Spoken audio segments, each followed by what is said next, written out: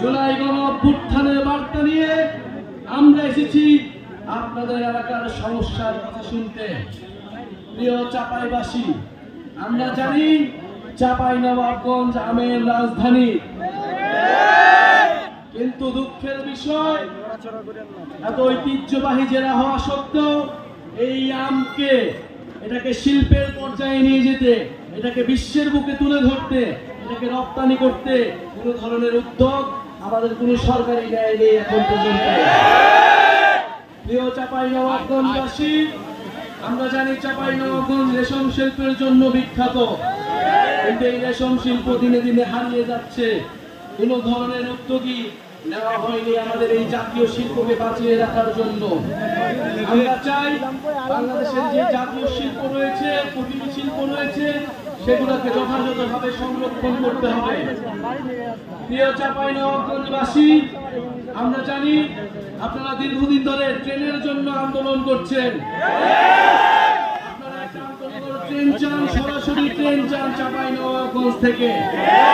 আমরা আজকের এই সমাবেশ থেকে আপনাদের এই দাবির প্রতি পূর্ণ সমর্থন জানাচ্ছি।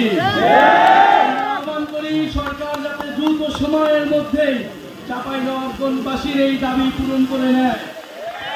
প্রিয় চাঁপাইনবাবগঞ্জবাসী, চাঁপাইনবাবগঞ্জ আমাদের সীমান্তে প্রতিরোধের প্রতীক।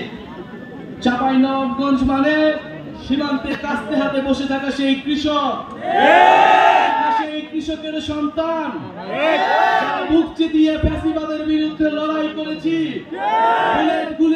বুকেতে নিয়েছি। বান্ডেল থাকলে প্রতি সেনমানিতে টাকা বাঁচবে। বিকাশ সেনমানি বান্ডেল কিনে জিতুন প্রতি লেনদেনে। গণ অভ্যুত্থানের পরে আমরা একটা নতুন বাংলাদেশ চেয়েছি। গণ অভ্যুত্থানের পরে আমরা রাষ্ট্রের মৌলিক সংস্কার চেয়েছি। গণ অভ্যুত্থানের পরে আমরা গণহত্যাকারীদের বিচার চেয়েছি। আমরা জুলাই ঘোষণাপত্র এবং জুলাই সনদ চেয়েছি। প্রিয় চাঁপাইবাসী, আমরা জানি এই সকল দাবি আপনাদের মনের দাবি।